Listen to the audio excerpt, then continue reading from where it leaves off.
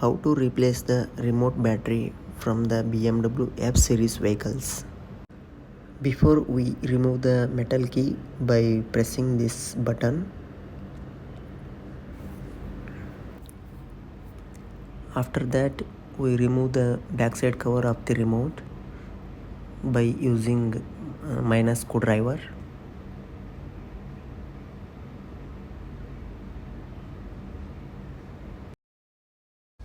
After that we found gap in between remote and battery.